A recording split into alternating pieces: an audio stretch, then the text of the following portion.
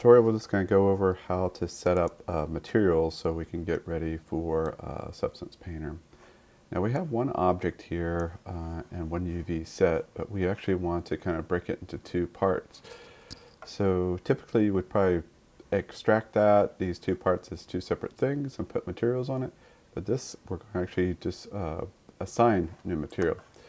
So pull this attribute editor, UV editor. You should have everything in here nice and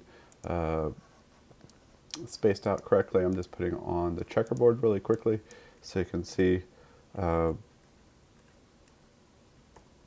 screwdriver here is UV mapped correctly.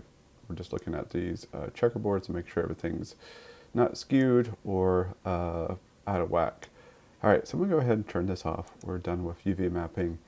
And if you look over to the right in my channel editor, if you don't see it, it's up here. You just click on here. You can see all the extractions and so forth. So it has a history of this. So we want to actually delete that so it makes it a little bit easier to navigate.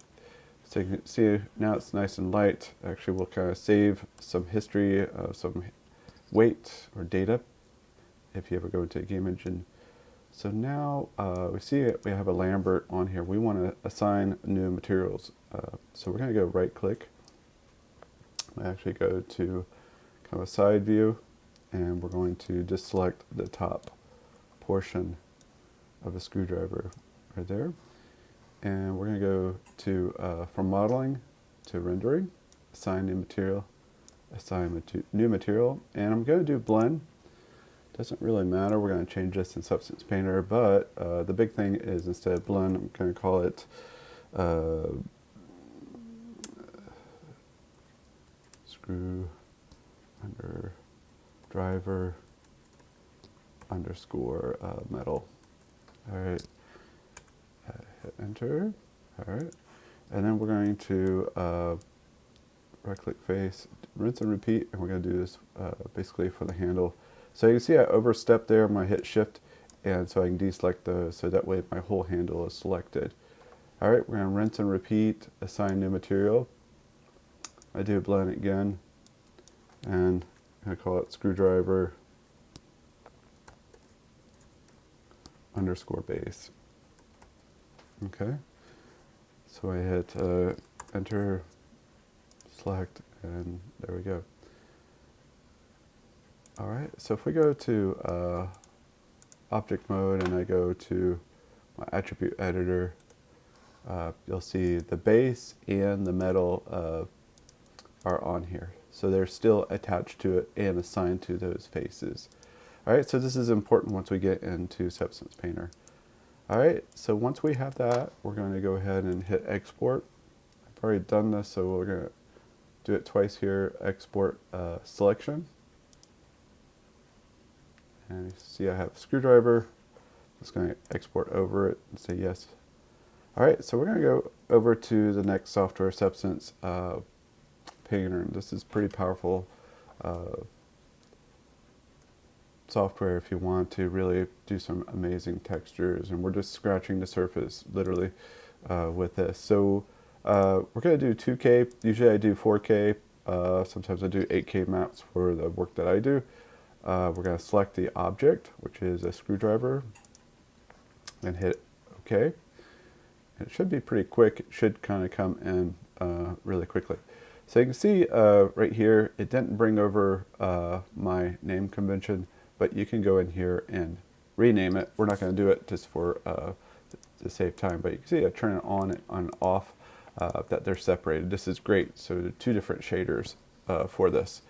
All right, so one of the first things that you need to do right off the bat is to bake on the materials, okay? If you don't do that, you're gonna have to start all over. All right, so I'm gonna go over here to history, log, texture set settings. All right, and again, it's that little icon right here. You just wanna look for texture set settings. And we're gonna hit bake mesh maps. Again, you have to do this before you go any further. All right, so you just go by default. This is going to be thickness, position, curvature, ambient, ID, and world position, and normal. So ambient inclusion, it bakes it in there. Again, I'm just going to do 2K. Again, you have the opportunity to go up to 8K, but it's overkill for what we're doing with your smaller objects. All right, so if we were baking a high definition mesh, if you were going from ZBrush, had like a 8 gigabyte file to try to bake it onto something light, this is where you would do it. We're not going to do that today with this simple object. So we're going to hit bait selected textures, all right? And you should just be able to watch it. You should see it's doing kind of both at the same time. And you can see it's doing in unison all of those texture mattes that we talked about. And this is the powerful thing about Substance, and also Unreal and also Unity is able to show all those textures in real time versus rendering out in Arnold or whatever. All right, so you can see all my texture maps over here to the right. I'm going to go ahead and shut that down. All right, really quickly, I'm not going to go too far with this. Maybe in class I will do another tutorial on how to put materials on the base. But right now, since I only have like 4 more minutes to get to class, I'm going to go ahead and just do the top tip here. I'm going to go ahead and delete that. And I'm just going to go ahead put the Cobalt Pure. This is kind of a shiny material. I'm thinking this could be the material for our screwdriver base, which is kind of shiny. It looks a little bit more gold. And one of the things about Substance Painter, it's very similar to Maya, but for Shift, if you hold down Shift and right, you can go on your right mouse, go back and forth and kind of show, kind of switch the lighting scene, which is really powerful. All right, so for the UV, I'm going to hit Triplanar on this. Hopefully that will eliminate the seams that we have. It may show up as we get further here. All right, so one of the things we want to add is rust on all of our creations. So I'm going to go ahead and hit right here, Add Fill Layer. Again, we're scratching the surface. You can see it fills it completely. It's just like Photoshop, you add layer on top of layer. So what we want to do is add a black mask, and then right click on here, and we're going to add a generator. All right, so there's some really amazing tutorials on this. Again, we're just literally scratching the surface. All right, so we have dripping and dirt and curvature. We're going to add a few of these. Again, we're going to go in here and just add some dirt. Now, it's a lot of dirt. You can go into the parameters. I'm going to knock it down so it's not so high. All right. That looks pretty good. One of the things we can do is also go in here, go not to the grunge, but we can also go to material editor, and we could change that color to, let's say, a brown, or I'm just using this over here as a rust material. All right. Hit enter. All right. And then we want to go up on height. All right, so if we go up close, you can start to see this is kind of bulging out, or you can bulge it in. You're going to hit the roughness mat also.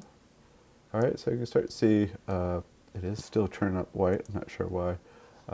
It should be turning a little bit darker tone than that. All right, again, we're just scratching the surface with this.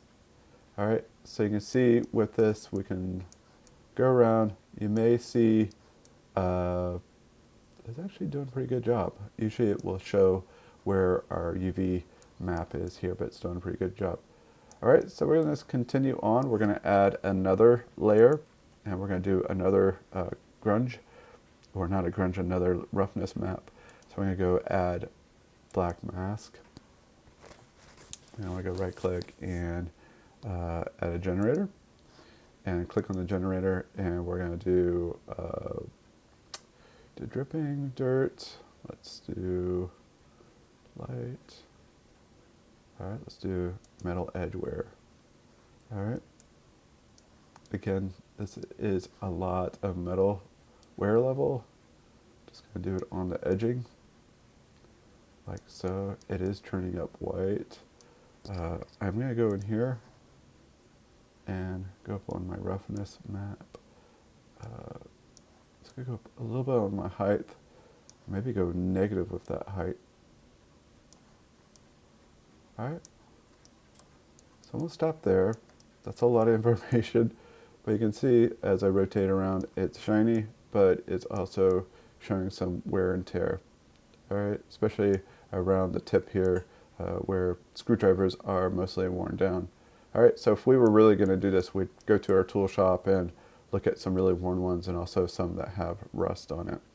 All right, we're going to stop there, but that's a good start for just the metal part.